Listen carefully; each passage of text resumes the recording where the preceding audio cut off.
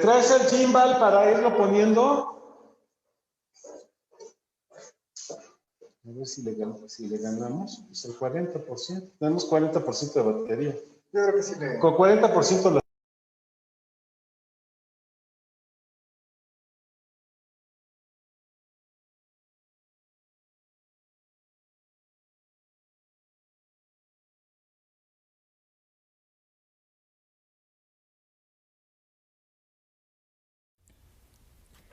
Muy buenas tardes. La Dirección General de Formación e Incidencia Ignacianas, a través de la Coordinación de Creación y Reflexión Artística, les damos la más cordial bienvenida a esta charla virtual intitulada En búsqueda del cuerpo perdido. Hoy estamos muy entusiasmados de tener en esta sexta edición de Procesos de la Memoria acercamiento con artistas desde el oficio a un compañero de la universidad. Es la primera vez que alguien de casa nos acompaña en estas transmisiones y estamos muy contentos.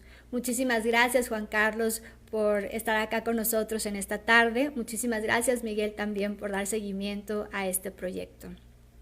El doctor Juan Carlos Enríquez es el director del Centro de Exploración y Pensamiento Crítico de la Ibero, espacio dedicado al arte, cultura, reflexión y diálogo.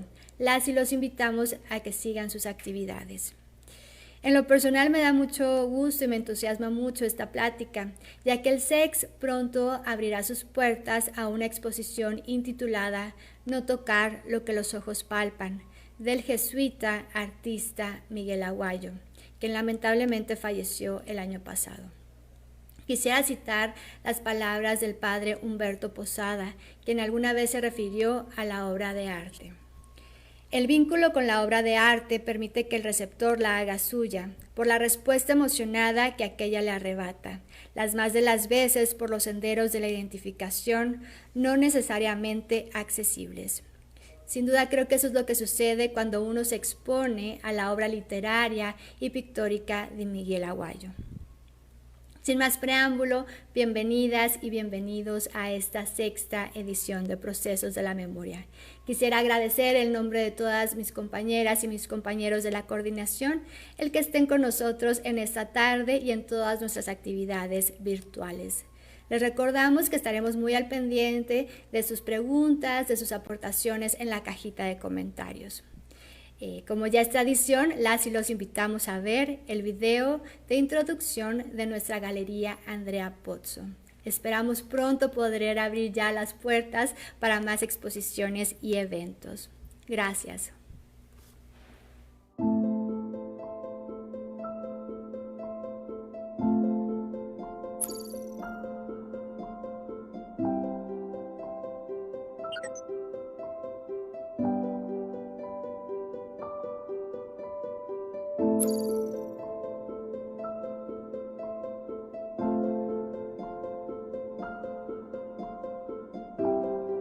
Trento, Italia, ve nacer Andrea Pozzo en 1642.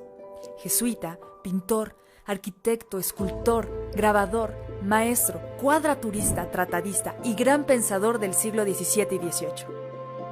Andrea Pozzo, uno de los principales exponentes del arte barroco en Europa, dota de espiritualidad y profundidad a las artes plásticas desde la perspectiva que plantea una nueva mirada de la vida. El pensamiento de Andrea Pozzo a través de su obra logra compartir una mirada de inmersión y reflexión desde la fe y la espiritualidad en el campo de las artes. La Galería Andrea Pozzo es un espacio de encuentro entre la comunidad universitaria y las artes, que fomenta la construcción del pensamiento crítico con base en el análisis de la realidad.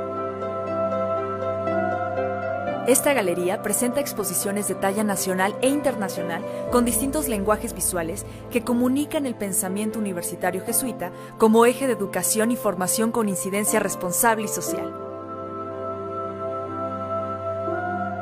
La Galería Andrea Pozzo es un espacio de apertura para las artes dedicado a la comunidad universitaria.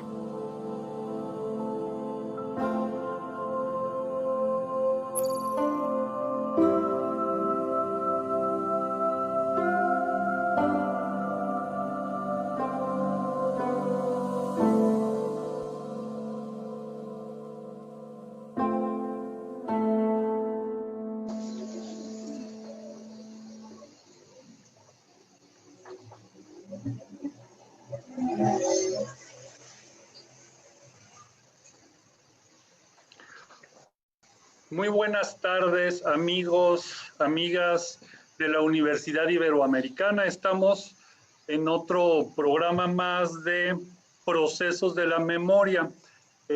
Algunos problemas, algunos incidentes con tanta lluvia. Ayer inundaciones en Zacatecas. Parece que hay mucha agua, entonces hay que aprovechar ese flujo para estar en esta tarde que va a ser un espacio de reflexión muy interesante desde la galería Procesos de la Memoria. Es un programa que tiene como fin promover el acercamiento al pensamiento de artistas a través de medios digitales, redes sociales, para que con entrevistas, conferencias virtuales y otros formatos de comunicación construir este espacio archivo de conocimiento para el análisis y el entendimiento de las obras visuales a través de los procesos de creación técnica, conceptuales, el oficio y sus características materiales y procesuales, así como su interrelación con otras disciplinas artísticas, tecnológicas y académicas en el mundo actual. Cabe destacar que este vínculo con los creadores nace de la empatía, de la compatibilidad de su trabajo en el proceso de educación y en el proceso ignaciano de nuestra Universidad Iberoamericana. Una vez más, muchas gracias por estar con nosotros a esta gran confraternidad que se está haciendo a través de este medio. Y bueno, hoy estamos con Juan Carlos Enríquez, SJ. Él es doctor en sociología por el Boston College, donde acreditó las especialidades en psicoanálisis social, sociología de la subjetividad. Cuenta con grados en filosofía, teología y comunicación. También autor de instalaciones, performance e intervenciones escénicas como El laberinto de los saberes, Insurrectos del 2006, Los amantes 2017, Guernica también del 17 y Matriculados del mismo año. Bote pateado del 17, No son tres del 18, Ya me cansé del 18, Patria desgarrada también del 18, Atonal ya del 19, Habitación 1 y Habitación 2 del 19, Bao del 19, Metro y Medio del 2020, que es una de las piezas de las que vamos a charlar. Ha sido investigador y conductor titular de series globales, producidas por Discovery Channel, Estados Unidos y América Latina, y One TV en Reino Unido, y de la Radio Pública Nacional en estaciones del Instituto Mexicano de la Radio. Actualmente dirige el Centro de Exploración y Pensamiento Crítico, SEX, de la Universidad Iberoamericana. Juan Carlos, con mucha agua hoy, muy buenas tardes. Buenas tardes, sí, con muchísima agua aquí en el SEX, y de hecho lo que están viendo ustedes es pues en la puerta principal del SEX, dando a Revolución, número 1291, y estamos en el patio donde hemos hecho un chorro de las actividades que a ti te ha tocado, Miguel Ángel, estar aquí en prácticamente todas, desde conciertos, danza contemporánea, intervenciones, performance, aquí en el SEX, en el Centro de Exploración y Pensamiento Crítico. Y bueno, está lloviendo, pero pues vamos a un lugar más acogedor, que es la galería. Muy bien, bueno, mientras es un espacio universitario, platícanos un poco más qué entorno tiene el SEX, porque bueno, es un espacio que no está dentro del campus, de nuestro campus en Ciudad de México, pero tiene un eje, la columna vertebral es la educación ignaciana, pero además tiene algunas otras virtudes. Platícanos un poco más cómo se relaciona el SEX con la universidad y qué funciones desarrollan ustedes. Bueno, el SEX de entrada es la instancia que tiene la universidad para tener un pie cultural y de pensamiento bien plantado en las calles de la Ciudad de México.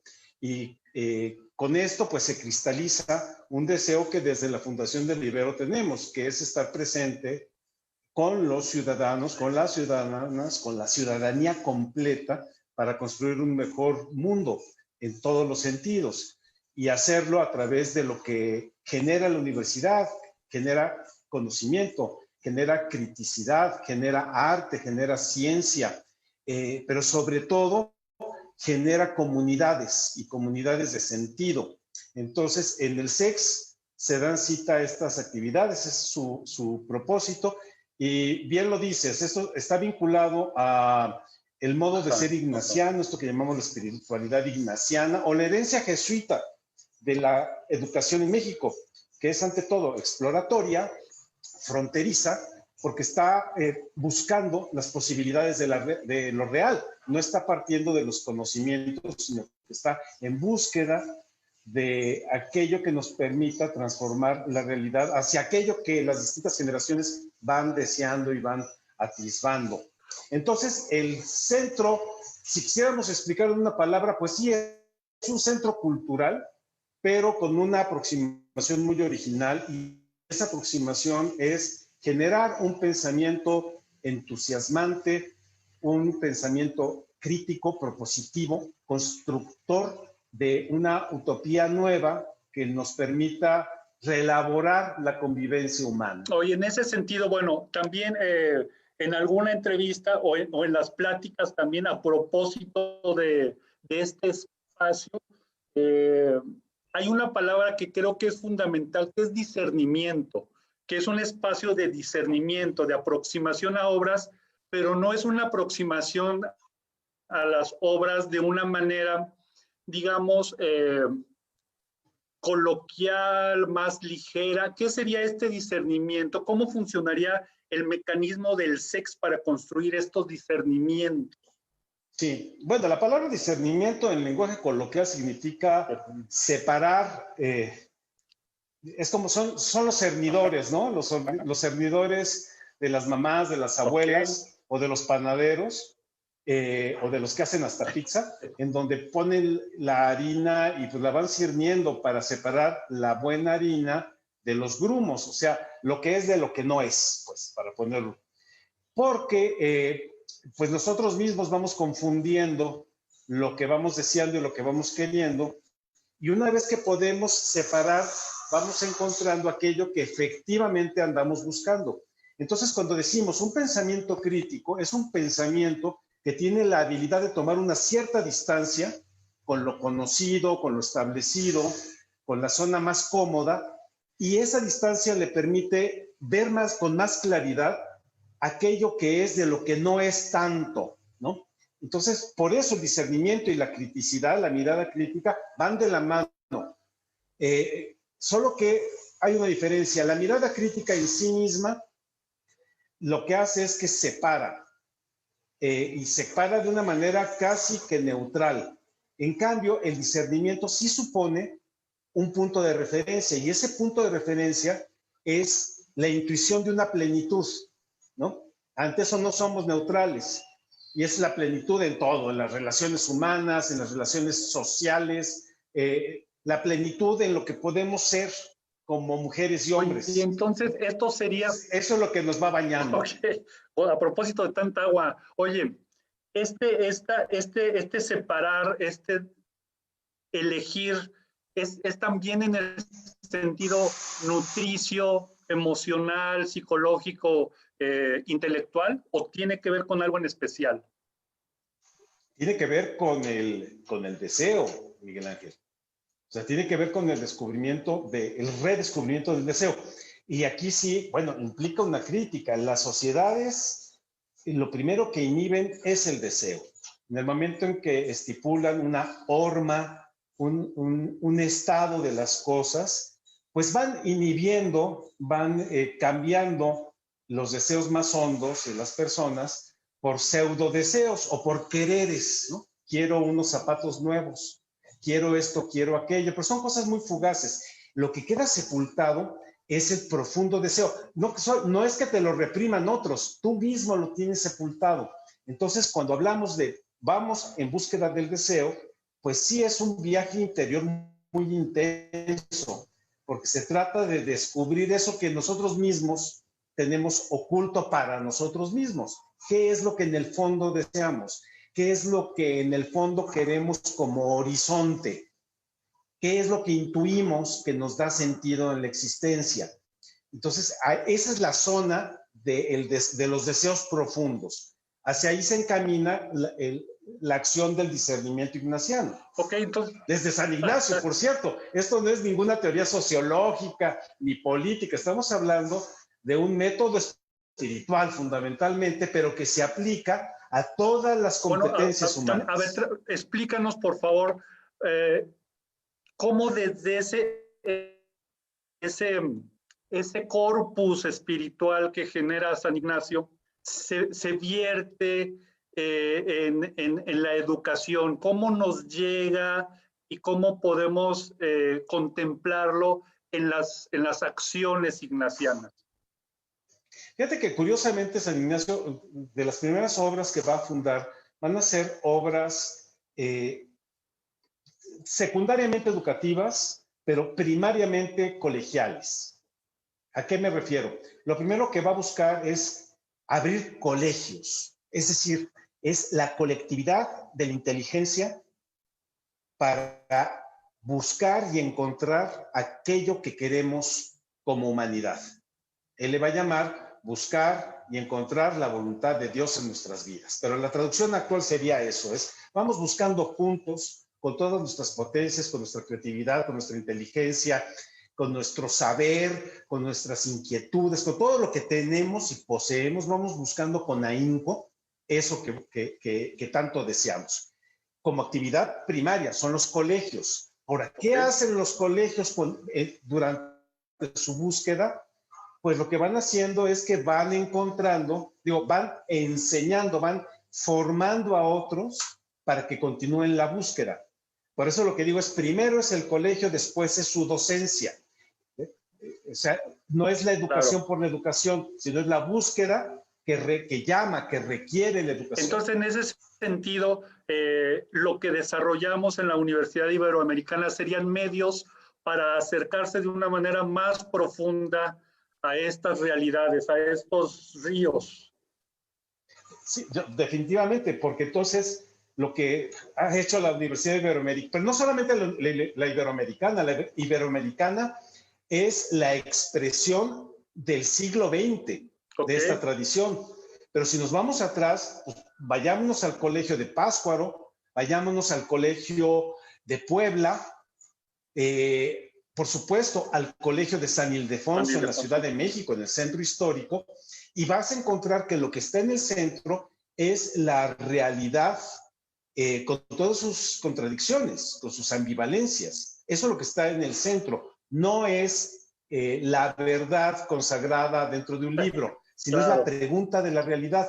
Entonces, esta tradición de anteponer la pregunta de la realidad es la que va a retomar, por supuesto, la Ibero cuando en 1954 se funda, ¿no? Entonces, es la expresión del siglo XX, de la segunda mitad del siglo XX, de esta tradición de construir un México de cara a los deseos profundos de este pueblo, pues inicia desde el inicio de estas tierras mestizas, desde el virreinato. Y en la expresión del siglo XX, pues ciertamente es la Universidad Iberoamericana, Ciudad de México y todas las demás que están en la República Mexicana y en Guadalajara, con el ITESO. Claro, bueno, es un sistema universitario que, bueno, tiene estas virtudes, amigos, amigas, para si tienen alguna duda, igual pueden echarse una googleada a Universidad Iberoamericana o el Sistema Universitario Jesuita en México y ustedes van a encontrar un poco más de información.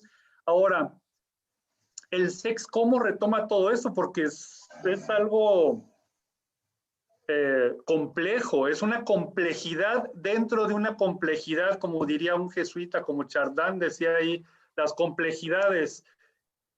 Sí, es una complejidad, pero digo, antes de ser una complejidad, es una comunidad. Ok. Entonces, esto es importante porque no es que el SEC saque adelante esta tarea, ¿no? Válgame Dios. No, es una comunidad en el SEC. ¿Y cuál es esa comunidad?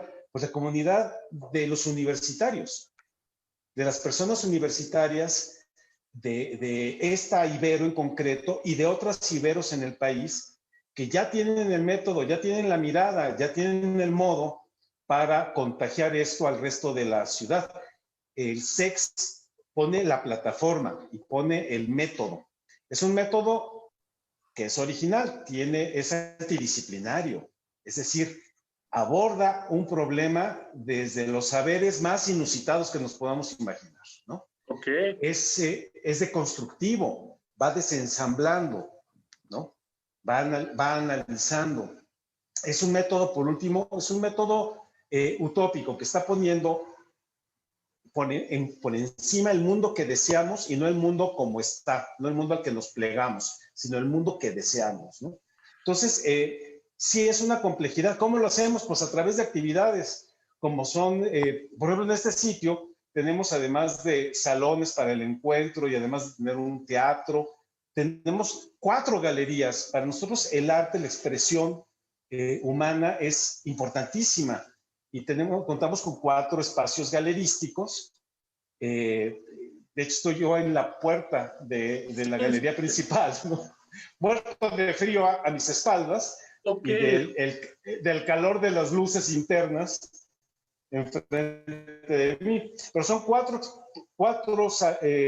espacios reservados a la exposición de la expresión universitaria que está en búsqueda.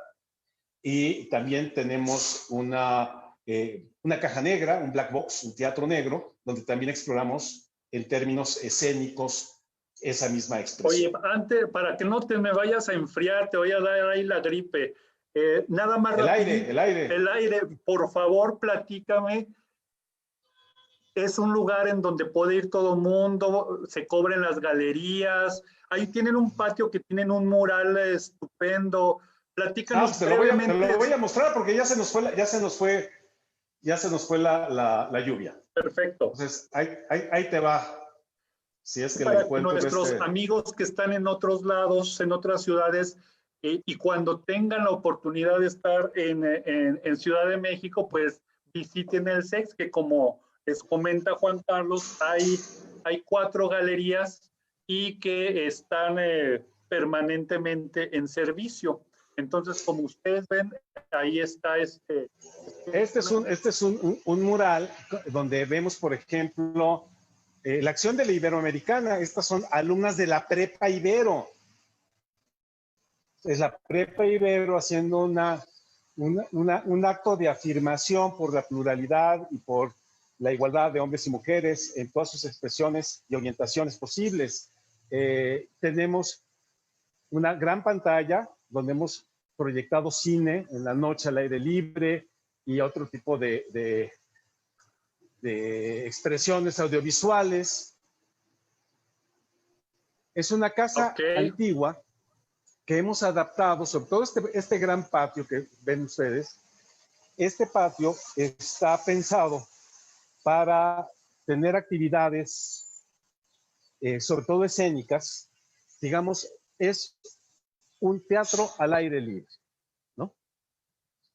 Como en otras épocas con los griegos lo había, en el foro, como el mismo teatro isabelino lo planteaba, solo que ahí sí se pusieron abusados y para la lluvia londinense, pues sí le pusieron su cartita, pero básicamente era al aire libre, el teatro isabelino. Y ahí vamos entrando a la sala en donde vamos a platicar a propósito de un autor, y ese autor va a ser nuestro eje de reflexiones en estos siguientes momentos. Platícanos qué va a haber en ese espacio, por favor. Bueno, esto que están viendo ustedes es una obra muy llamativa porque se ha expuesto en distintos momentos. Se llama Torso, de un jesuita que se llamó Miguel Aguayo, recientemente desaparecido. Él muere en el 2019 esta pintura que tenemos aquí enfrente, obviamente no es esta pintura, esto es lo que nosotros usamos para plantear el acomodo, para presentar el acomodo de los cuadros cuando ya se monten. Ahorita estamos en proceso de montaje. De hecho, estamos en preparación de galería.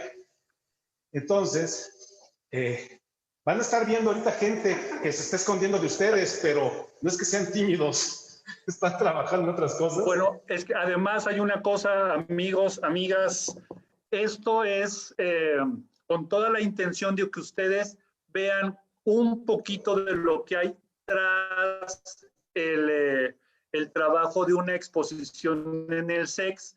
Como ustedes verán en algunos momentos, bueno, hay una serie de obras que han sido seleccionadas para poder decir mejor, para poder compartir mejor lo que ha sido, lo que fue el trabajo de Miguel, que bueno, ya lo veremos en este momento. Y todo esto que ven, no basta, cuando vayan ustedes, ya no va a estar así, va a estar completo, con sus cédulas, con todo.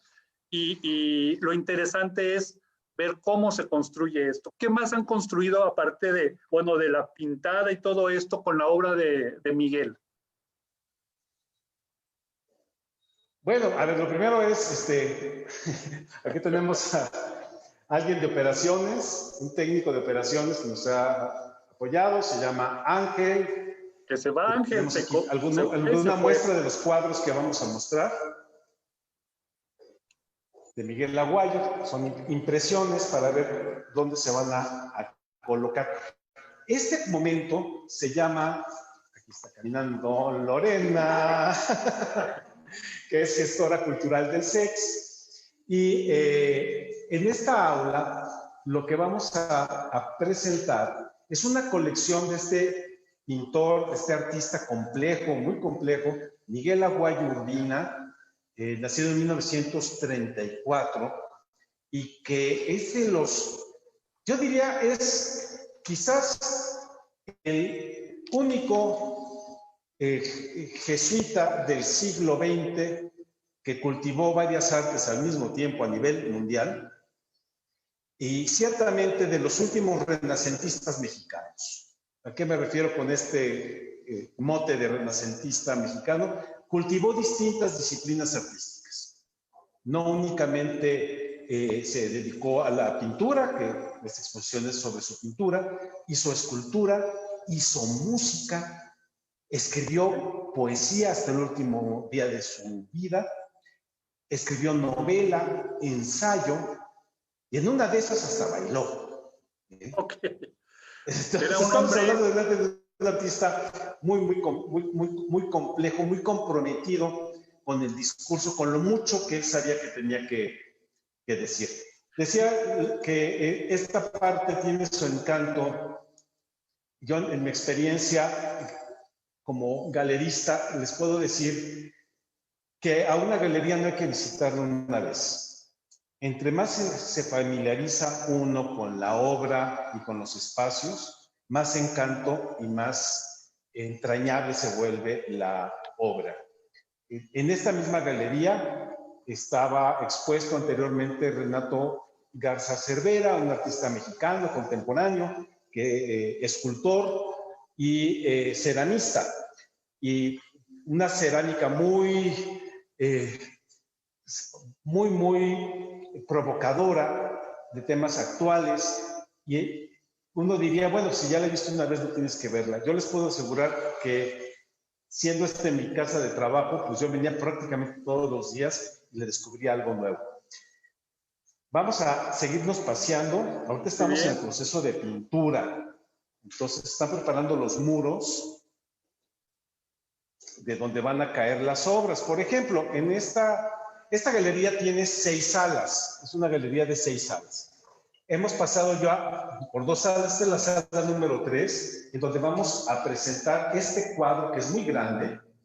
Este cuadro se llama Danza del Rojo, la pintó Miguel Aguayo en el 2016, y lo vamos a presentar junto a una pared que tendrá un tono muy especial para que armonice con este otro cuadro, el cual se llama La Visión del Jordán, que pintó en otros años, en el 2004. Entonces, esta sala va a estar únicamente presentando estos dos cuadros. Luego vamos a tener una sala que estamos apenas preparando, en donde van a estar una búsqueda técnica que hizo Miguel Aguayo, empleando materiales que no eran propiamente los materiales pictóricos, sino que entra al manejo de los textiles, pero sin hacer un textil. Hay que aclarar algo, él sí llegó a hacer tapete, ¿no? Y me parece, Miguel, que tú mismo en la Andrea Pozzo presentaste un tapete de Aguayo. Y pero aquí hizo otra cosa distinta que luego vamos a discutir, que fue empleó a las gasas mismas, a los tejidos, como parte de un material pictográfico, ¿no? Ya sea por presencia, como es este caso que estamos viendo y que luego vamos a visitar, o por ausencia, que es un cuadro que hizo en donde primero pegó un textil y luego lo despegó, y el resultante de la huella es su propuesta. Ven nada más esto que tenemos aquí. Aquí lo que tenemos es una serie que se llama Los lienzos de Cristo, los lienzos de la Verónica. Es una serie que hizo muy extensa. Aquí vamos a presentar dos de ellos. En el 2011 se puso a pintar estos, son cuadros grandes, que son el rostro de Cristo en distintos colores, muy provocadores. También vamos a hablar de ello. Aquí nada más vamos a presentar el número 5 y el número 7, pero es una serie muy extensa.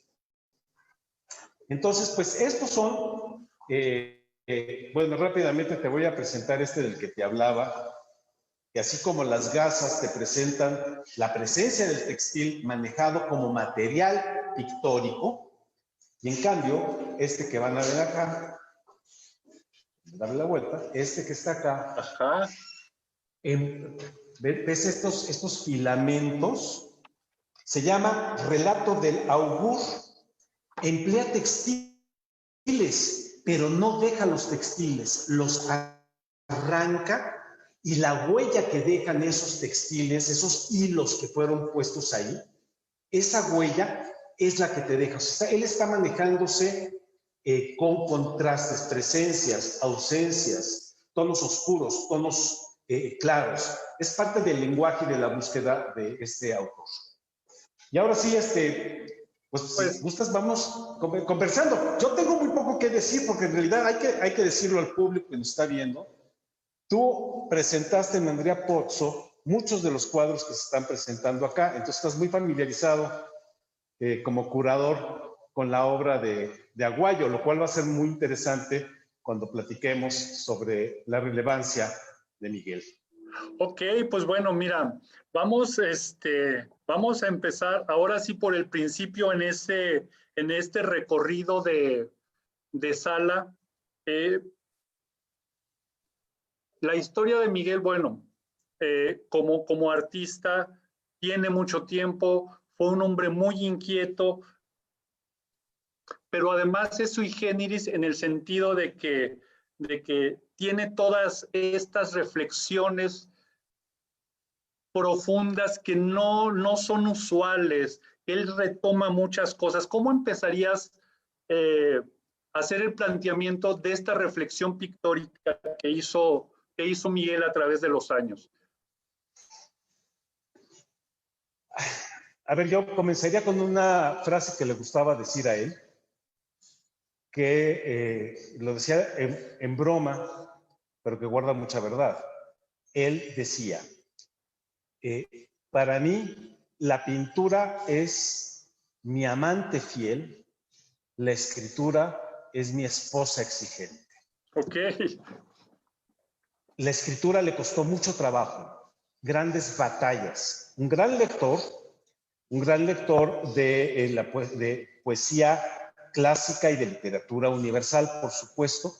Un gran conocedor del cuento latinoamericano y de la novelística latinoamericana. con una vocación de escritor que nunca la pudo ocultar. Desde que era novicio jesuita, se pone a escribir su primera novela se llama Trigo Verde, y es pues todos los avatares por los cuales cursa durante su noviciado. Entonces, en primer lugar es el enamoramiento de la escritura en todas sus formas, pero encontrando que es una esposa exigente, que es una esposa celosa, que no es fácil la señora. Okay. En cambio, en cuanto toma la brocha, inmediatamente empieza a fluir la expresión pictórica de una manera muy natural, no buscada, y es la que le va a dar consistencia. A final de cuentas, al final de la vida, va a ser la amante la que le va a dar la gran consistencia. Sin buscarle mucho, le da cuerpo a Miguel, la pintura y todas las artes plásticas.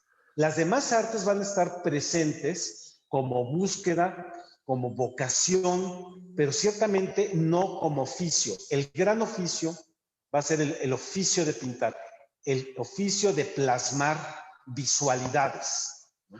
Vamos a seguir por ese rumbo, porque creo que es muy importante para las personas que visiten la galería, que vean la obra, porque la obra con que se abre, Dorso en Azul, es del 2004. Hay una serie de obras, pero son diferentes. Entonces, él trabajó mucho tiempo. Este breve momento que está en la galería con sus obras,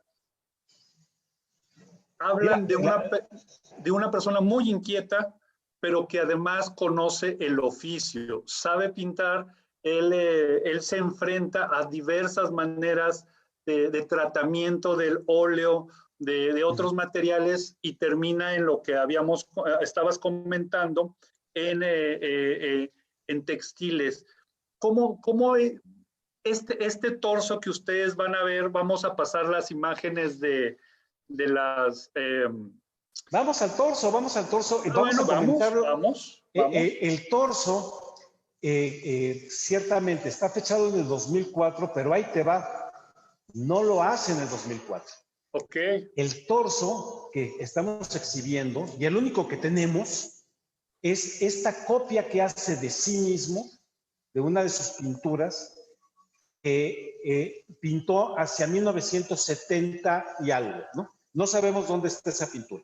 Okay. Pero esa pintura va a ser muy importante, y por eso es la que estamos presentando en la sala 1, la sala introductoria, porque en esa pintura vamos a encontrar los grandes elementos que le van a perseguir, al menos desde 1970, si no es que desde antes. Para 1970, él acaba de regresar de París, de sus estudios en París, y trae una serie de referencias muy intensas de la escuela europea, de la escuela parisina en concreto, pero también del conocimiento y el contacto con la escuela norteamericana, muy en concreto con la escuela neoyorquina.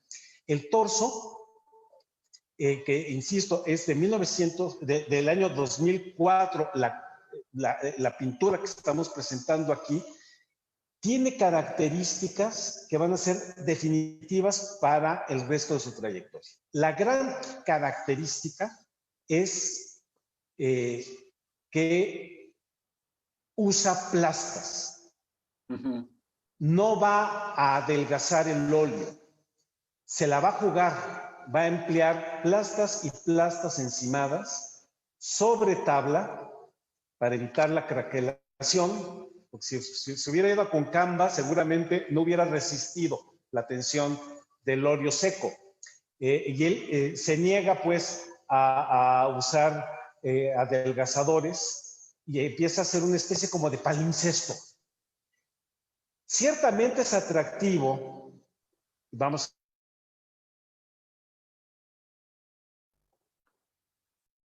a reproducción grande. Ciertamente esto que tenemos enfrente es un torso. En ese sentido estamos delante de un arte muy figurativo. Es un torso pero a través del material que emplea logra una musculatura que no únicamente va dibujando los contornos de los bíceps, de los tríceps y de la espalda en sí misma, sino que va dándole profundidad de la musculatura anterior. Es como si estuviéramos delante de una clase de anatomía. Cuando nos acercamos, descubrimos que una capa fue de un verde profundo, otra capa fue azul, tiene por ahí amarillos involucrados, incluso magentas. Entonces, estamos delante no únicamente de una reproducción de un torso masculino, sino que estamos delante de una búsqueda material, de la materia en sí misma. Oye, pero eso está interesante. Adelante, Miguel. Está interesante eso porque, bueno, como metáfora también nos funciona.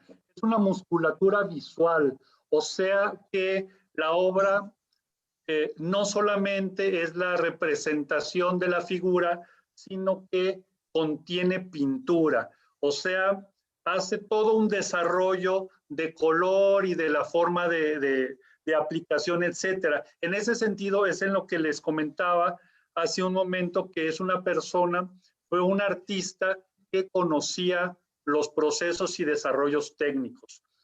Pero este es el principio, pero bueno, después hay otras cosas que van en otras profundidades. ¿Qué podríamos ver, qué podríamos platicar en ese sentido sobre la obra de Miguel? Bueno, lo primero que te diría es qué difícil es hacer una retrospectiva. Esto no es una retrospectiva. Es muy difícil porque Miguel, su trayectoria es rizomática. Genera una serie de raíces distintas y diversas. Es más parecido a una zanahoria que tiene muchas raíces, se va abriendo a sí misma. No es un árbol que va creciendo con un orden. Vamos a tener regresos y avances continuos, va y viene en la búsqueda que está haciendo. Pero ciertamente no va a desarrollar una carrera figurativa, sino que se va a mover en terrenos mucho más abstractos, pero bajo una narrativa. Eso es muy importante. A diferencia de otros abstractos, en donde tienen únicamente la sensación y la emoción enfrente, en el caso de Miguel, lo que tiene delante es una narrativa, es un mito ante el cual está mediando. Eso, a ver, vamos para poder hacer el puente entre lo que los amigos, las amigas vieron de los torsos y lo que viene. Esto es muy importante que mencionas. Miguel no fue un artista lineal en el sentido que tenía que desarrollar un proceso y tenía que enfrentarse a circunstancias comerciales o a circunstancias de galerías, etcétera, sino que él iba y venía con estas motivaciones, con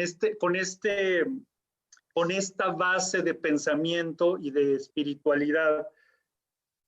¿Cómo tú en este proceso de selección, cómo has ido descubriendo estas profundidades de la obra de Miguel? Híjole, ha sido una por una. En lo que a mí personalmente, desde cuando muere Miguel, obviamente yo ya conocía la obra, Miguel estuvo aquí presente en el SEX, vino varias veces, ya enfermo. Cuando él muere, tengo acceso a su taller y a encontrar lo que él tiene ahí puesto, ¿no? Lo que me va a llamar la atención, lo primero que me llama la atención es que tiene sobre su mesa de trabajo, tiene este cuadro. Este cuadro que se los voy a enseñar ahorita. ¿Lo pueden ver? Sí. Llama la atención lo siguiente, no tiene título cuando siempre él en la espalda de las tablas escribe alguna frase o por lo menos el título. No tiene título. está fechado el año de su muerte, tiene enfrente una etiqueta que dice no tocar. No tocar porque lo está reparando, corrigiendo, pero ya estaba firmado. Esto a mí me dio una gran pista, y es la recurrencia de Miguel hacia su propia obra. Está regresando. Pero lo que me llama la atención es que en este mismo cuadro están presentes los elementos que forman parte de su lenguaje. Descubro que cuando maneja muchas oscuridades, al mismo tiempo abre unas pequeñas ventanas de fuga de luz, como si la gran oscuridad estuviera rota por la luz. Y lo hace de manera contraria. Cuando está trabajando con muchas claridades, mete un acento de oscuridad. O sea, la ambivalencia entre la luz y la oscuridad, que en términos espirituales, para él es una analogía directa, es una gran metáfora. No hay oscuridad que no prometa una luz, no hay una luz que desvanezca totalmente la inherente oscuridad humana. Y eso lo va a perseguir durante toda su obra. Ese es por un lado, y por otro lado, esa compulsión de incorporarse él mismo a la materia. Este cuadro que acabo de mostrar está salpicado de grava de mármol, de una manera aleatoria. Probablemente eso era lo que él estaba reparando, porque sí encontramos cubetas con grava de mármol en el taller. Estamos hablando de alguien que no únicamente está trabajando una visualidad, sino que mete su propio cuerpo en el proceso, se involucra directamente. Bueno, vamos a tratar de complementar esto para nuestros amigos, nuestras amigas, porque bueno, ciertamente es un proceso muy complejo, fue un hombre muy complejo, un hombre con una cultura universal vasta, que sabía de lo que estaba hablando, sabía lo que estaba viendo y que estaba pintando. Pero bueno, tú mencionas en este momento el contraste y en alguna conversación previa hablábamos de una batalla espiritual, pero que también las obras de Miguel tienen más, tienen una base de conocimiento, tienen una base. ¿Hacia dónde era eso? ¿Hacia dónde era eso que con lo que sustentaba toda esta obra y esta propuesta? Está sustentado con una experiencia de tensión que vive él y que todo jesuita la vive, y es la vida como una tensión, ¿no? La vida tensa. En la obra de Miguel está tensada entre una espiritualidad casi mística, de altos vuelos, de gran abstracción aérea, y al mismo tiempo una sensualidad como el torso que vimos, que regresa a la carne. Y a lo largo de su carrera vamos a estar viendo estas dos realidades. Vamos a ver carne, espíritu, sensualidad mística, ¿no? Luz y oscuridad. O sea, está hecho de contrastes continuamente, ¿no? Eso está en el gran trasfondo, pero no es un trasfondo del lenguaje pictórico, sino que es el reflejo de la propia naturaleza interna de su recorrido espiritual. Va a ser algo, además, muy interesante. Cuando entren ustedes a la sala de los abstractos, van a ver que de repente tenemos un cuadro hecho con esmalte, es decir, no tiene tanta textura, y lo que hay ahí son los tabachines de Mazatlán, ¿no? Esos tabachines de Mazatlán, que parece que es una contraintuición de esas salas de abstractos, es porque a final de cuentas él se va a valer de las cosas reales, y este es el cuadro que les decía, Tabachines en Flor se llama, ¿no? Sí. De la Plaza Machado de Mazatlán, lo pinta en el 2015. No estamos hablando de un Miguel joven. En el 2015, él ya anda en 80 años de edad. Está rondando los 80. Muy interesante, porque así como va a pintar aves del paraíso, bodegones, animales, torsos, los estará pintando, pero lo que está diciendo es otra cosa, ¿no? Y bueno, para mí esos tabachines, déjenme comentarles, amigos, amigas de la Universidad Iberoamericana, que es un cuadro maravilloso. Son de los que a mí me jalan de Miguel por esta complejidad, pero por el color, por la composición. Yo insisto mucho en esto, y también era algo que platicábamos en alguna conversación para construir esto que ustedes están viendo, que esa complejidad se refleja en las obras, y como tiene muchas vertientes, a veces nos confundimos. Bueno, en el proceso de selección me imagino que fue complicado porque tiene muchas vertientes, pero sí hay una columna vertebral como creador, que es esta, en el estricto sentido de la palabra, tú me corregirás, Juan Carlos, que es esta reflexión ignaciana a través de las imágenes. Entonces no es lineal, y a mí me parece algo verdaderamente fabuloso, porque nunca se casó con un estilo, sino con lo que necesitaba. Sí tendría esta línea, esta vertebración, este pensamiento ignaciano, lo bíblico. ¿Por ahí podríamos acercarnos a la obra? Absolutamente, absolutamente, Miguel. Mira, es más, no hay otro interlocutor. Así te lo pongo. El único interlocutor para Miguel no es la Biblia, es el Evangelio de Jesucristo el resucitado. Okay. Y el crucificado. Ese es el interlocutor de toda la historia que vamos a ver. Por eso los Cristos que estamos presentando, pero también las espaldas, los textos que él escribe en las espaldas de sus tablas, en donde va a estar como muy presente el interlocutor de su ser. Es la relación personalísima que tiene con Cristo, él como jesuita. Claro. No es únicamente la narrativa bíblica, es en la narrativa bíblica lo va a encontrar.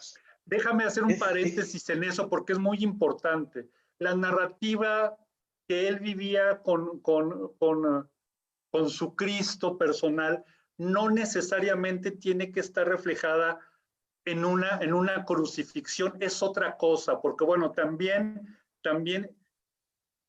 tiene un apego profundo a la naturaleza. Creo que es un enamorado. ¿Cómo tiene que ver eso? ¿Cómo reflexionas tú a propósito de este Cristo crucificado, con esta naturaleza, el que sale de la tumba? ¿Qué tendrá que ver? ¿Tiene que ver? Sácalo. ¿Qué tiene que ver? Mucho. A ver, aquí lo interesante es que el Cristo, aun cuando lo represente crucificado, no es un Cristo doliente, de estos Cristos barrocos sufrientes, ¿no? No es un destazado. Okay. Es el Cristo digno que ha dado la vida por él, ¿no? Por eso va a tener un cuadro totalmente rojo.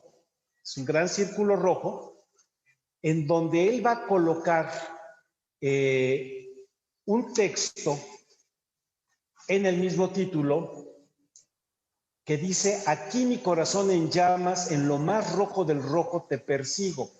Y aquí la pregunta es, ¿quién está diciendo esas palabras y dirigidas a quién? Obviamente estamos hablando de una relación entre Cristo y Miguel. Pero ¿quién se las dice a quién? Es Miguel el que está diciendo: mi corazón te persigue desde lo más profundo de su rojo, o sea, desde la sangre más profunda, o es lo que está escuchando que Cristo le dice a él. Son las dos. Por eso va a ser otra obra que la gente de la universidad puede acceder y puede verla, es el famoso Cristo que hace para la capilla universitaria. Él mismo la soldó, y vamos a encontrar esta cosa muy curiosa, que no hace ninguna maqueta, se mete a los talleres de mantenimiento soldar. Él nunca había tocado un aparato de soldar, y él forja, suelda este Cristo. Lo interesante es que aun cuando usa estos materiales tan brutos y además le da un acabado tan brutalista, es decir, no le da detalle, dejan las láminas bordeadas, no es un Cristo doliente, no es un Cristo sufriente, es un Cristo dueño de sí mismo. La posición de esos brazos abiertos no están crucificados, están abrazados, están abrazando a quienes visitan la capilla. El rostro no está crispado por el dolor, ni sus manos, como sí lo está el Cristo de la iglesia de San Ignacio en la colonia Lomas de Polanco, sino que es en la colonia de Polanco, sino que son manos que están acogiendo, no están crispadas de dolor. Entonces, si estás delante de una relación no sacrificial, sino de entrega, que es lo que él le tiene perturbado y que a final de cuentas es lo que va a desarrollar en la última etapa de su vida y de su búsqueda mística. Ok, bueno, amigos, vamos a estar viendo unas imágenes, unas fotos de la exposición que tuvimos en la Galería de la Universidad Iberoamericana Ciudad de México, y ahí hay una foto de este Cristo para que ustedes puedan conocerlo, si es que aún no lo conocen. Ojalá que un día nos visiten cuando sea propicio. Queríamos tener un poco más de imágenes, pero ya ven que las cosas se quedan en el archivo y no podemos entrar a la escuela, pero esta les va a dar una muy buena idea de este sentido de un Cristo nuevo, es un Cristo contemporáneo. ¿Qué tendría que ver esto? Te quiero preguntar, quiero insistir en esto de la naturaleza, porque siempre hay una referencia hacia la naturaleza, pero los tabachines, esta exuberancia, pero también ese rojo, ese contraste, sí, esa insistencia con la vida, pero también esto que decías un poco, este contraste, esta oscuridad. Ese tema es complejo, porque a final de cuentas es la noticia radical de la encarnación lo que lo va a simbrar.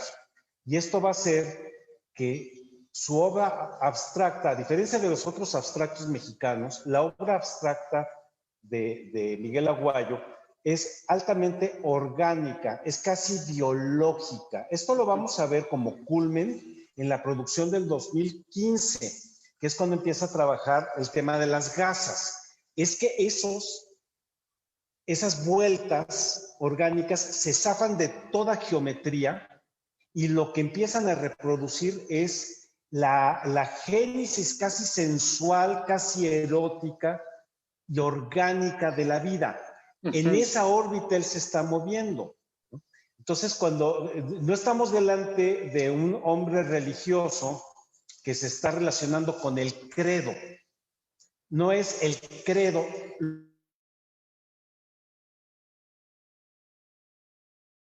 experiencia vital y corporal de su relación con la divinidad. Entonces, no tenemos a un pintor religioso, tenemos a un pintor espiritual o místico. Y es más fácil, así como con los grandes místicos de la literatura, San Juan de la Cruz, la misma Sor Juana Inés de la Cruz o Santa Teresa de Ávila, pues vamos a tener que es imposible separar el elemento corpóreo, la búsqueda del cuerpo, con el encuentro de lo divino. Y es un cuerpo táctil, palpable, no es visual. Hasta ahorita no hemos hablado qué nombre lleva esta colección. Ok, es verdad. Bueno, ¿qué tal si les comentamos? Bueno, fíjense que ustedes ya tienen fecha de inicio. Estamos todavía trabajando la fecha de inauguración, pero bueno, con esta cuestión de la pandemia sabemos que no es de llegarle y treparse a la exposición, sino que será a través de reserva y nos vamos a atender con muchísimo gusto para que recorran libremente las 6 salas de la galería. Bueno, ahorita tocamos ese porque eso va a estar bien interesante porque, amigos, amigas, va a estar la segunda parte de esto, está muy interesante porque además de seguir charlando a propósito de la obra de Miguel Aguayo, SJ, vamos a platicar de las otras propuestas que hay, pero también cómo podemos construir una relación en estas circunstancias. Entonces, bueno, regresando a Miguel, es Miguel Aguayo, SJ, no tocar lo que los ojos palpan. Así es. Platícanos cómo se construyó, cómo construiste este concepto para englobar la colección que vamos a ver. Bueno, tiene que ver con la pregunta que hacías anteriormente, de si nada más es luz y oscuridad, y son estos contrastes entre geometría y organicidad, entre la luz, lo oscuro, etcétera, o los contrastes cromáticos. No, lo que en el fondo está mediándose es la tensión que se establece entre lo deseado y la acción. Los cuadros de Miguel te tensan. Tú sabes, quisieras acercarte y tocar las gasas, ¿no? Entonces, se ven tan frágiles que dices, no, por supuesto que no. Están hechas para la mano, tienen tanta textura que dices, esto no está hecho para mis ojos, está hecho para ser tocado, pero no puedo tocar. Es no tocar lo que te permito es que palpes con tus ojos, no que mires, sino que palpes con tus ojos. Y esto lo vamos a ver en todos los cuadros. Hay una invitación al tacto y al mismo tiempo hay una prohibición al tacto. Y bueno, de alguna manera es la relación que establecemos con el objeto deseado. Y va a tensar un nuevo eje, la gracia o la redención y la culpa. La culpa y la redención. No tocar y perdonar si se toca. Lo vamos a tener a lo largo y ancho. Este tema de la redención y de la culpa está atravesado en toda la obra. Curioso porque va a prescindir del color para tratar. Hay 2 piezas de las que quiero hablar, que las vamos a exponer. Una pieza se llama Ausencias y es en un lienzo blanco una especie como de escurrimiento negro que al acercarnos nos damos cuenta que no es ningún escurrimiento, que empleó incluso espátula para irlo arrastrando y se está como desgarrando. Ausencias. Ahí va a escribir lo siguiente, va a decir, teniendo el corazón como ala negra o un castillo de muerte derribado. Y este es el cuadro, lo pinta en el 2016. Ok. Bueno, casualmente nos llegó una pregunta, Juan Carlos, de si va a haber poesía de Miguel. Bueno, sí va a haber estos toques de poesía y también nos preguntan qué técnicas prevalecen en la obra. Y bueno, pues creo que cada sala tiene técnicas diferentes. ¿Qué nos puedes decir de estas dos? ¿Más poesía, las técnicas? Sí hay poesía. La poesía la escribió en la parte de atrás de los cuadros y la vamos a sacar y va a estar al alcance de nosotros, porque son grandes claves de interpretación para entender de qué está hablando. Una mancha como esta no nos diría mayor cosa si no trajera el texto que dice: la muerte no me deja que respire, es lo que expongo a Dios con lengua amarga. Cambia la lectura, ¿no? Y sin embargo, se abre la esperanza y son embarrones en blanco que hace por aquí y por allá que le dan profundidad al cuadro.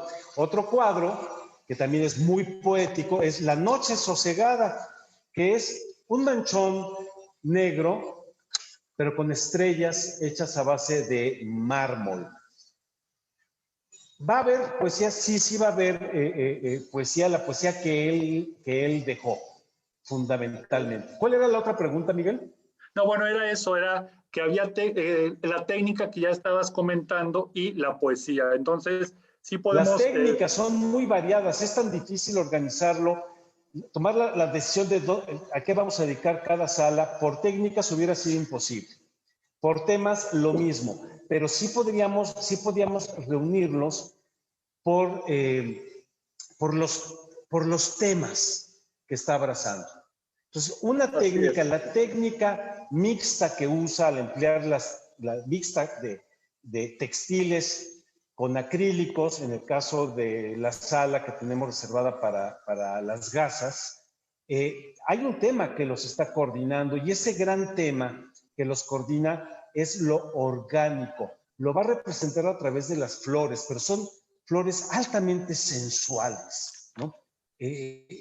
Y las va a colocar. ¿Qué es lo que se está mediando ahí? Bueno, tú conoces una que se llama Génesis de la Flor, la amapola sinaloense, que lo que menos es una flor. Estamos hablando de una trayectoria, de una voluta de fuego con una gran textura hecha a base de gasas, ¿no?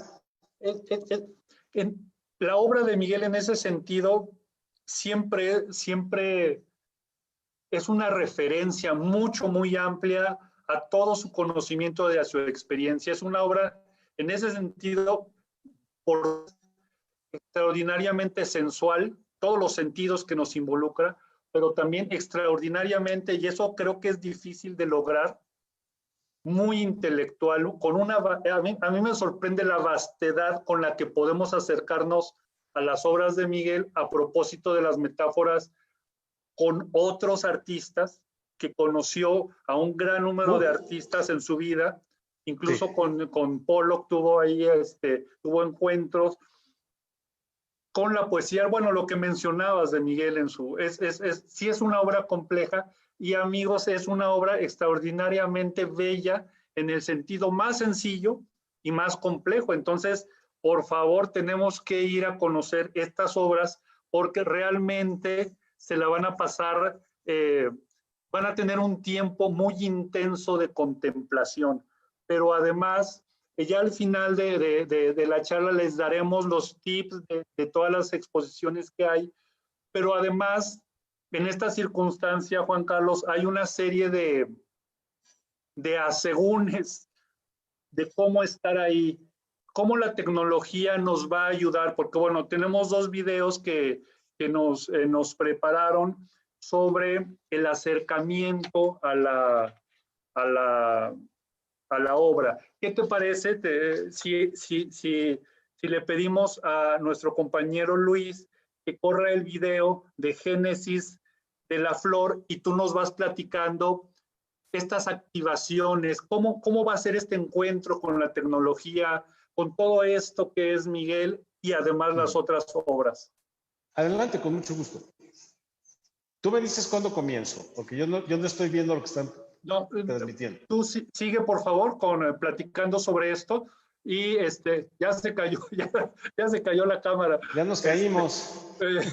Tú empieza, por favor, la obra. El video va a seguir. Vamos a empezar con el primero, que es Génesis de la Flor, y después te aviso cuando tengamos el siguiente.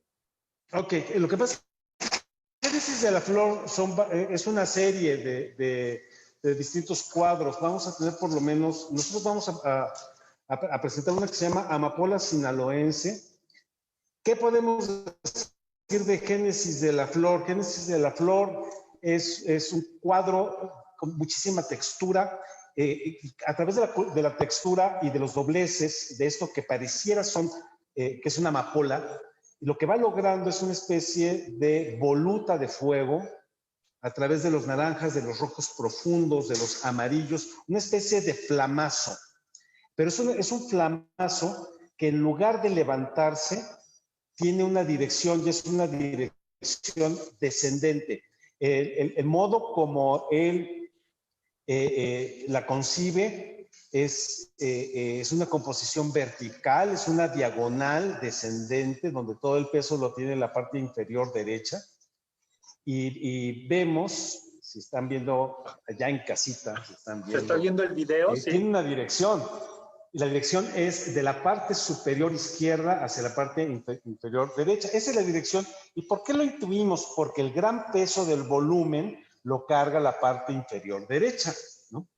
Algo está cayendo. Si no fuera una flor, si no nos dijeran esto es una flor, estaríamos hablando de un descendimiento. ¿Habrá tenido a Pentecostés, por ejemplo, en mente?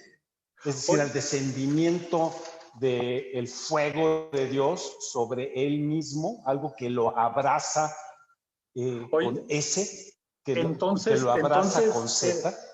De las dos igual yo creo, porque bueno, nos podemos acercar, la ventaja con Miguel, aunque no es un autor que tenga libros y libros e imágenes, podemos contextualizarlo y podemos reconstruir esas posibilidades en un entorno que si es amplio y complejo, podemos tener una intuición sobre ellos.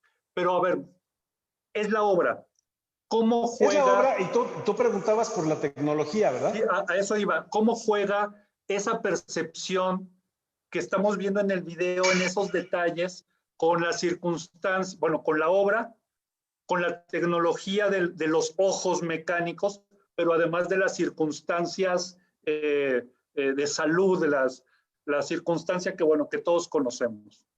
Sí, bueno, lo primero hay que decir que obviamente sí podemos entrar a las galerías, pero de manera limitada, siempre con cierto resquemor. Y eso ha planteado desde el inicio de la pandemia que la oferta galerística se muestra a través de Internet. No es la primera vez que se hace. Tampoco es la primera vez que se usa la tecnología de la alta resolución. Quien es el primero que lo usa va a ser el Museo del Prado. El Museo del Prado va a tomar algunos de los grandes cuadros, los grandes maestros que alberga el Museo del Prado y los va a pasar a alta definición y uno se mete a ver la pincelada del bosco, pero a detalle, ¿no? Hoy en día, la alta definición tenemos cada uno de nosotros en nuestro celular. De modo que hoy podemos entrar a los detalles más entrañables de aquellos pintores que traían un asunto, un negocio con la materia y con el cuerpo y con la carnalidad. Y son muchos, pero el mexicano vamos a tener varios.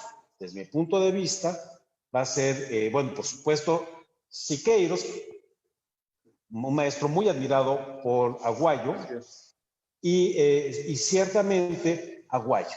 Entonces, acercarnos a la obra con la tecnología de Miguel Aguayo nos va a permitir descubrir las capas de textura, las capas táctiles que tiene el cuadro. Y no estamos hablando de un artista que quisiera salirse del cuadro como lo va a hacer Felgueres a través de sus distintos collages que hace, o de Gironella, que es el más famoso, que va a emplear ya el objeto mismo para hacer sus cajas venecianas, por ejemplo, ¿no? No, aquí estamos hablando de una pintura que quiso ser tridimensional, que quiere ser tridimensional y que apela a los sentidos. La tecnología ahora nos permite revivir la sensación que probablemente están buscando estos autores que buscan la tercera dimensión en su obra, ¿no? Y salirse de la bidimensionalidad. Y seguimos con lo táctil y el espacio y esa tecnología que nos permite lo micro es algo que quizá en un momento dado no podemos hacer al natural estando frente a la obra. La tecnología nos amplía, pero también hay esa necesidad de espacial. Hoy en día la tecnología te permite, hay tres cosas que habría que discutir. La tecnología ciertamente me permite acercarme a lo micro, a lo nano, y me permite también descubrir que yo, así como en el Jardín de las Delicias, cada acercamiento es una propuesta, es una composición en sí misma, ¿no? Eso pasa con el Jardín de las Delicias, ¿no? Los tres paneles, pues a lo mejor no nos dice mucho, pero uno se acerca a un personaje y se convierte en un cuadro. Lo mismo lo vamos a ver en obras como la de Miguel y de muchísimos otros pintores, muchísimos. Y eso la tecnología permite reencuadrar la composición del autor y descubrir nuevos cuadros allá adentro. Esa es una ventaja. Lo que no nos permite la tecnología todavía es el descubrimiento cromático, el descubrimiento, la experiencia física del cromatismo. Eso, la mejor fotografía ahorita no me revela la riqueza del color. Y esto lo hemos experimentado, bueno, a la distancia tú y yo, cuando te he mostrado las fotografías de la colección comercial. Quien eligió la paleta de colores de esta galería para esta colección es Miguel Ortiz.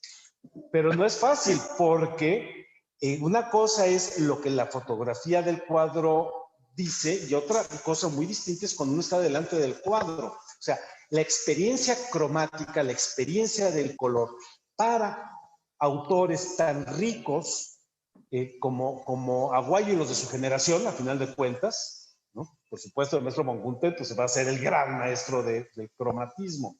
Pero ahí eso todavía la tecnología no nos lo acerca, ¿no? Y decías tú, en tercer lugar, la experiencia cinética o del movimiento. Tampoco te la va a dar ni la realidad virtual, el VR, ni te lo va a dar absolutamente ninguna otra fotografía de alta resolución. Y es que cada cuadro establece una relación única con el cuerpo que tiene ojos, ¿no? No son únicamente nuestros ojos los que miran un cuadro, es el cuerpo nuestro que se desplaza en torno a ese cuadro. Cuando vamos a un museo, cuando vamos a una galería, el visitante establece una distancia que él descubre. Nadie le tiene que poner una cruz en el piso para desde dónde tengo que ver el cuadro. El cuadro te plantea una distancia. El cuadro te plantea un lateral u otro. Establece un diálogo y una danza con tu cuerpo.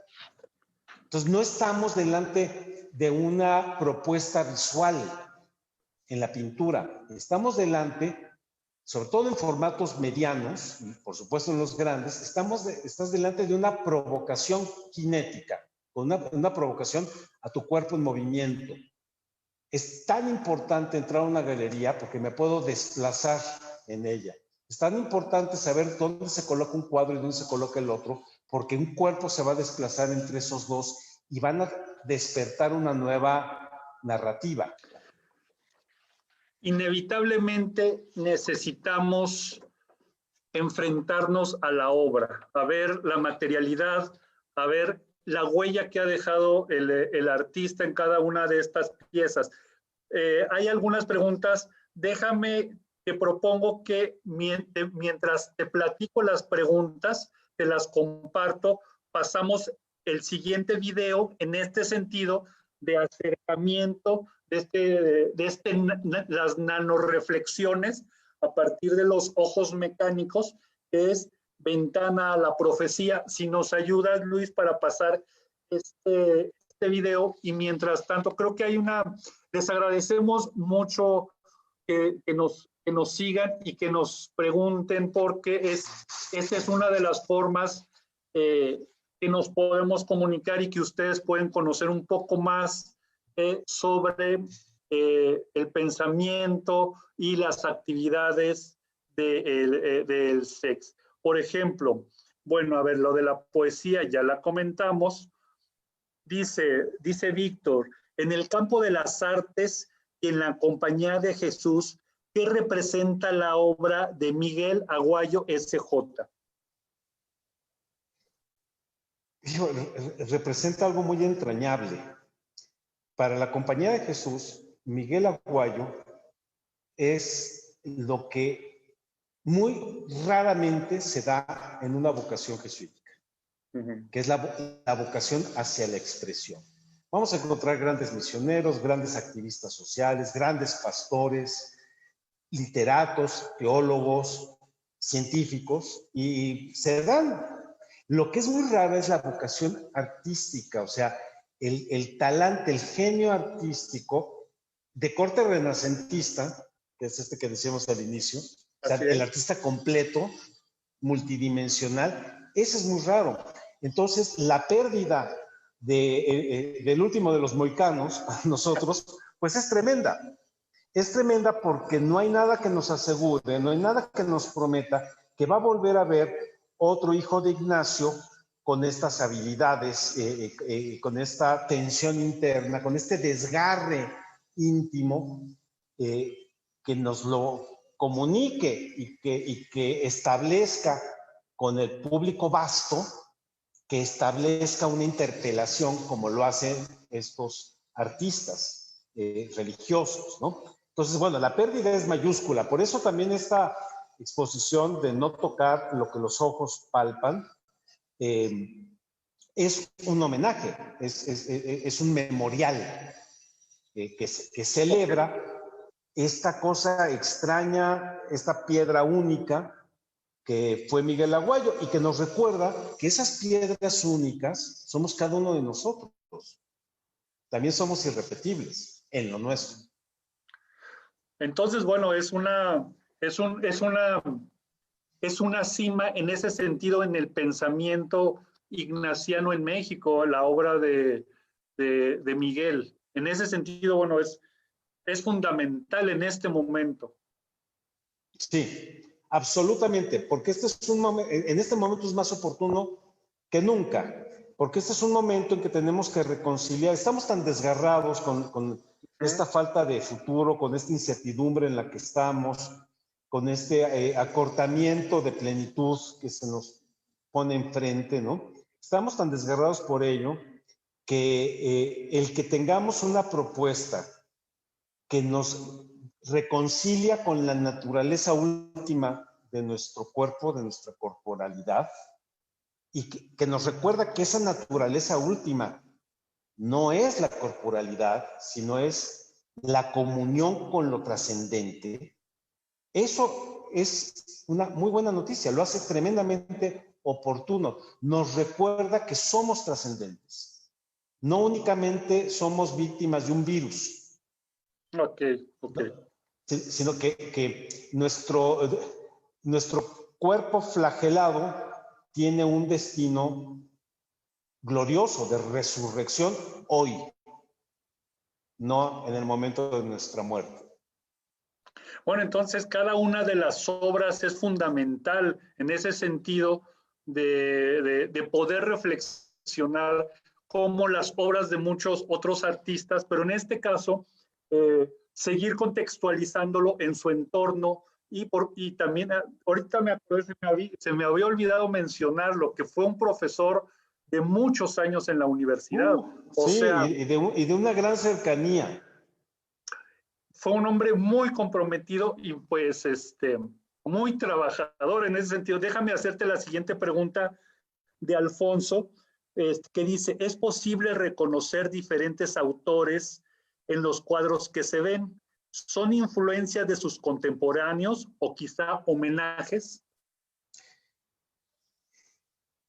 Yo no creo que sean influencias, honestamente. Yo no puedo detectar una especie de escuela o de deuda que le deba a Pollock, que le deba a Rothko, a Mark Rothko, o que a este o a aquel, ¿no? Ni siquiera a Van Gogh, que por cierto, uno de los últimos dialogantes con los que establece Aguayo en su pintura va a ser con Van Gogh, pero de esa relación de homenaje, en el sentido que establece con Vincent Van Gogh, pues no va a salir ningún cuadro memorable, simplemente se está dialogando con él, con su pintura, obviamente. Vincent Van Gogh ya no estaba, ¿no? No estaba presente. Va a establecer una serie de diálogos continuos con propuestas pictóricas que le han impactado profundamente a él. Uno de ellos va a ser ciertamente Jackson Pollock, a quien sí conoció su obra,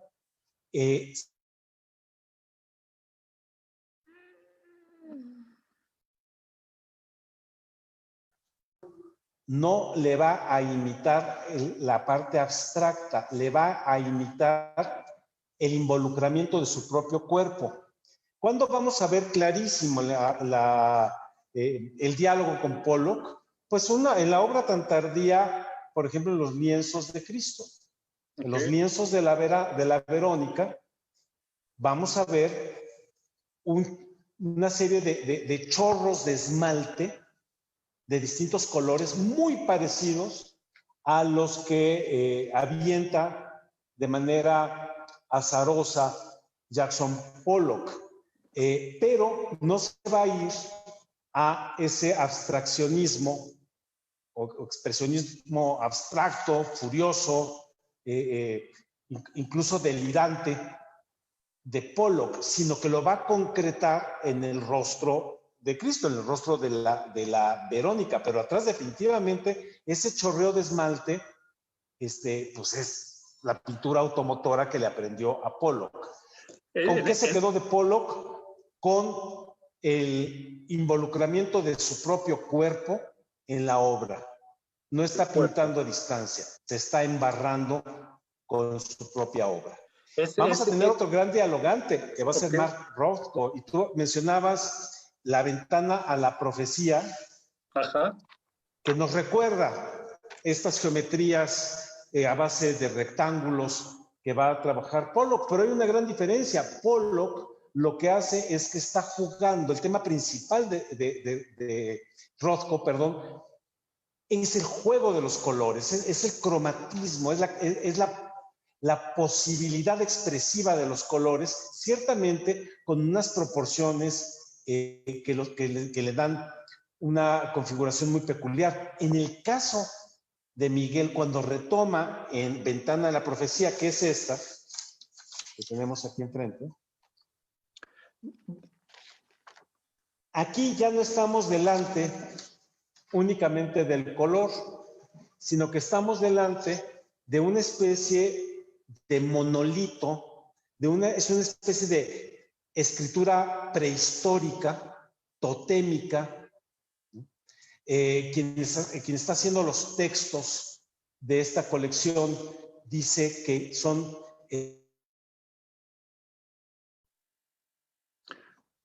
sobre el fuego, ¿no?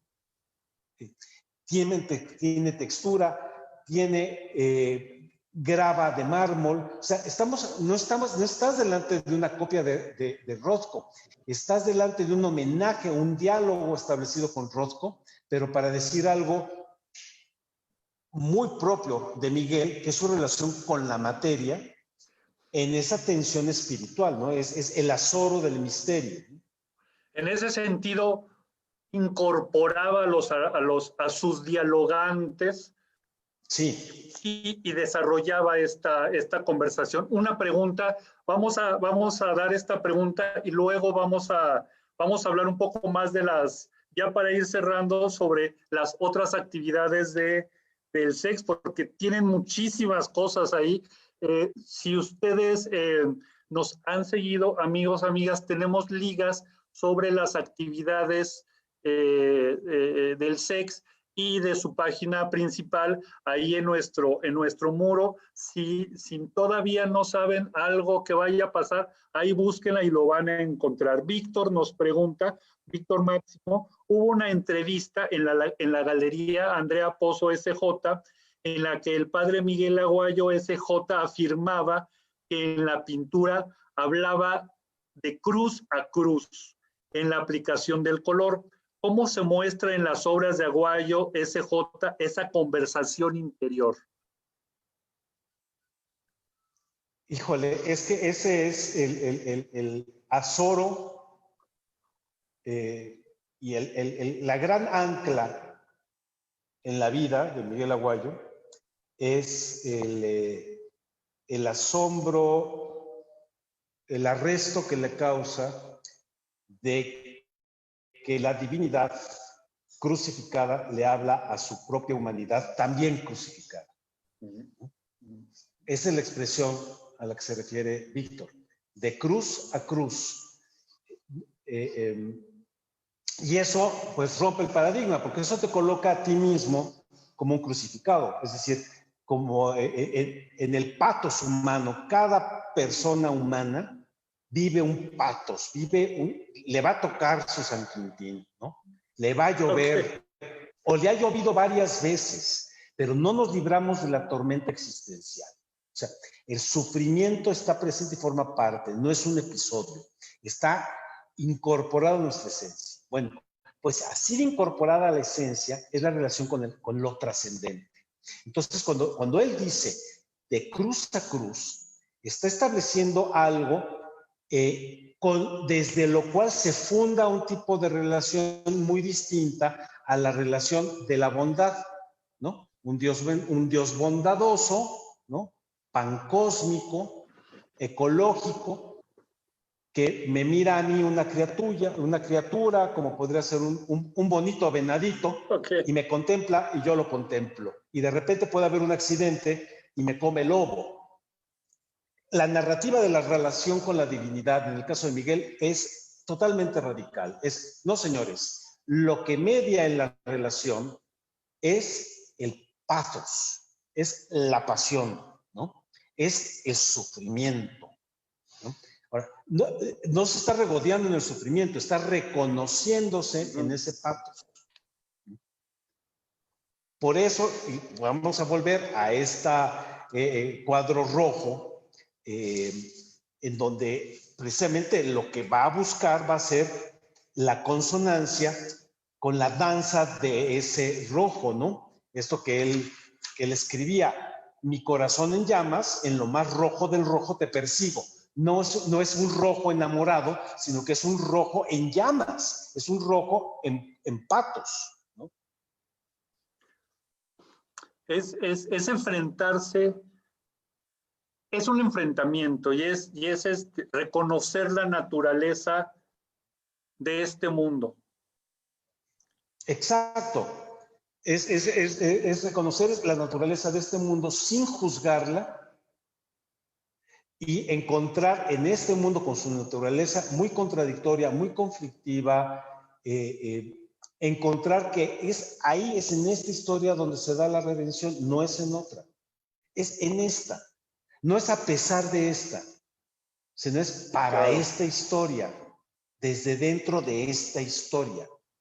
En ese sentido, la luz que redime no es una luz que cambie la página y me meta a otra historia, a otra versión de mí mismo. Lo que redime es esta carne, es esta historia. Eso lo vamos a encontrar en varias de las pinturas que están aquí presentes, sobre todo en aquellas más negras, en aquellas que son más, que cargan más culpa, que cargan más oscuridad, más tormento. Siempre va a haber una ventana que se abre, es una ventana no de esperanza, sino de irrupción. Esa frase de la irrupción de la luz se la toma Rosario Castellanos, de quien fue íntima amiga, ¿no? La luz siempre se las ingenia para abrirse el camino, para manifestarse. Es una idea de Rosario Castellanos, que más o menos lo que dice es: la luz es fiel, la luz vuelve siempre. Eso forma parte de unos poemas de Rosario Castellano, que la va a plasmar precisamente Miguel en la espalda de uno de sus cuadros. Pues bueno, casi no podemos hablar de tanto que tenemos que ver esas obras. Amigos, amigas, por favor, por favor, hagan un espacio en su tiempo para poder visitar esta exposición. Es una exposición que a pesar de estas contradicciones que platicamos y de esta temporalidad, es una obra que yo creo que es una gran virtud de, a pesar de que es una reflexión profundísima, es una obra que se puede gozar, que se puede ver y que se puede contemplar de una manera gozosa y plena. Y en ese sentido también es muy emocionante aproximarnos a la obra de Miguel. Juan Carlos, vamos a platicar, no sé si quieras agregar algo para invitar a los amigos, a las amigas de la Universidad Iberoamericana, para invitarlos especialmente a este evento y luego platicar ya para ir cerrando de los demás eventos.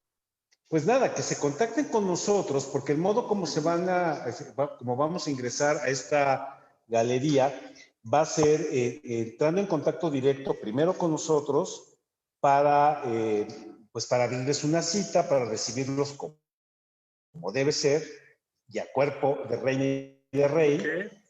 Aquí en el sex. Escríbanos a elsex_mx, @elsex con C, sex con C, el sex_mx, o búsquenos en internet. Si en el buscador ponen sex con C Ibero, luego van a dar con nosotros, Sex Ibero. Y allá adentro entren en contacto con nosotros. Díganos cuándo les interesa visitarnos. Estén al pendientes a través de Ibero 90.9, que es cuando vamos a dar la información de cuando estemos listos, y entren a sex.mx. Ahí nos van a encontrar. Nos va a dar muchísimo gusto, no solamente que conozcan la galería, sino que entremos en conversación. El equipo del SEX está presente, está informado de todo lo que ocurre en el SEX y está sobre todo deseoso de entrar en contacto directo. En esta época, si algo extrañamos es que queremos ver personas de carne y hueso enfrente y entablar con estos desconocidos conocidos, entablar un diálogo. Y eso es lo que queremos hacer con cada uno de nuestros visitantes. Muy bien, bueno, ahí está la invitación. Luis, por favor, Luis nos va a pasar una serie de imágenes del espacio para que ustedes vean las dimensiones, cómo que se imaginen el espacio para que ya cuando estén ahí descubran cosas verdaderamente estupendas.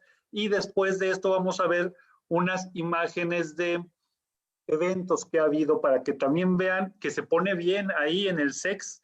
Para las exposiciones de otoño del 2020 está No tocar lo que los ojos palpan, la obra que hemos comentado del padre Miguel Aguayo, SJ. Está también 1.5, instalación transitable para 2. También está Mareas Humanas, serie de dibujos a tintas de Renato Garza Cervera, y Steampunk, montaje de vestuario escénico. Coméntanos un poco de todo este contexto, de cómo pueden, ya cuando se contacten nuestros amigos, nuestras amigas que los van a visitar, cómo van a hacer el recorrido, qué van a encontrar en el SEX en este otoño. Bueno, ¿qué vamos a encontrar en el SEX cuando vengan? Tienen acceso, siempre es libre de costo, es totalmente acceso libre para todos, no tienen que ser alumnos de la Universidad Iberoamericana. Nuestros visitantes vienen de todas partes, de todas las universidades, de todas las edades y de todos los rincones de esta increíble ciudad. Entonces van a ser bienvenidos todos, la entrada es libre y tenemos 4 exposiciones abiertas. Si ya pusieron pie aquí para una, pues saliendo de aquí, a lo mejor se echan un cafecito en nuestro patio para tomar aire y entran a otra. Entonces, la idea es, por así como protocolo de salud, es que entrarán pocas personas, pero ya que estás adentro, pues el espacio es tuyo. Vengan con sus amigos, con sus amistades, vénganse de a 2 o de a 3 y aprovechen no solamente para ver las exposiciones, sino para generar otras cosas por dentro. ¿Qué mundo queremos hacer a partir de ahora? Esta exposición, la de Miguel, la de No Tocar, pero también la de 1.5 y Steampunk y Mareas Humanas, dan mucho que pensar. Son exposiciones pensadas para despertar, para inquietar nuestra inteligencia. Bueno, pues ahí tenemos, es una cordial invitación de todos los compañeros, de toda la comunidad universitaria para que nos visiten en el SEX, el famosísimo SEX. ¿Cómo llegamos ahí, Juan Carlos? ¿Cómo podemos llegar? Está muy fácil. Estamos en Avenida Revolución 1291, Avenida Revolución 1291, a una cuadra del Metro Barranca del Muerto. Si vienen en metro, bájense en el Metro Barranca del Muerto y estamos a una cuadra caminando hacia donde está un centro comercial. La siguiente cuadra, antes de llegar a unos restaurantes oaxaqueños muy famosos y esos mezcales fabulosos, antes ahí estamos, luego se ve. Si vienen del sur, toman Avenida Revolución y ahí luego nos van a ver, por supuesto, antes de llegar a Barranca del Muerto. La gran referencia es Barranca del Muerto y Avenida Revolución. Porque bueno, además de que es fácil llegar, hay muchas vías por ahí que nos podemos contactar con el SEX. Es un entorno muy agradable, hay lugares para comer, echarse un cafecito, darle la vuelta, entonces no hay pretextos para no ir al SEX. Por favor, este otoño visítenlo 1, 2 o 3 veces, porque además de esto, bueno, toda la información que está saliendo en línea nos puede enriquecer para conocer un poco más de los procesos de la universidad, pero además también de algunos autores. Vamos a tener algunos autores en este otoño, Juan Carlos. Autores pictóricos. Charlas. Claro. Bueno, esa es una característica de las exposiciones del SEX, es que todas nuestras exposiciones suponen un plan de activación, es decir, sobre una exposición buscamos eventos, conferencias, momentos, le damos la vuelta. Cada exposición alberga y despliega otro tipo de procesos de exploración.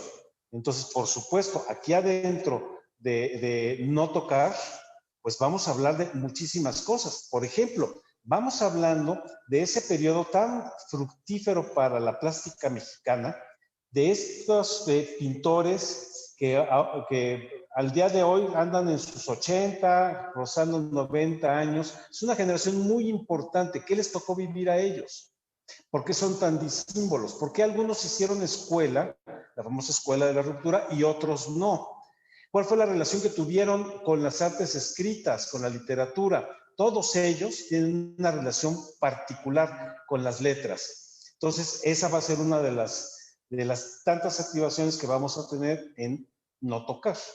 Ok. Bueno, entonces, una vez más, podemos ver que hay una gran oferta. ¿Algo más que quieras agregar, Juan Carlos, para nuestra comunidad universitaria en línea? Que bueno, no solamente son los alumnos, las alumnas, sino el público que se ha acercado, que se ha aproximado a través de estos medios. Estamos creciendo como comunidad. ¿Algún mensaje para finalizar la charla? Bueno, un mensaje muy sencillo es: el Centro de Exploración y Pensamiento Crítico es un espacio de todos los que pertenecemos a la Universidad Iberoamericana para la Ciudad de México. Por lo tanto, si de alguna manera nos hemos relacionado con la comunidad universitaria, esta es nuestra casa. Aquí podemos reunirnos, pensar, entusiasmarnos, platicar sobre la realidad. Para eso está. Y es una casa que está abierta a la ciudad. Aquellos, aunque no sean de la Universidad Iberoamericana, siempre serán bienvenidos y siempre participarán de manera activa, como en estos años del SEX lo han venido haciendo estudiantes que vienen de distintas universidades. Siempre serán bienvenidos. Pues ahí lo tienen. Muchas gracias, Juan Carlos. Muchas gracias a todo el equipo del SEX que se echaron a correr cuando estaban ahí ya en cámara, pero bueno, tienen un trabajal por delante, mucho trabajo, y es algo que hay que agradecer no solamente a Juan Carlos por tu tiempo, muchas gracias, sino a todo el equipo del SEX que bueno, están ahí al pie del cañón para que pronto podamos visitarlos. Les agradezco mucho que hayan estado con nosotros en este proceso de la memoria.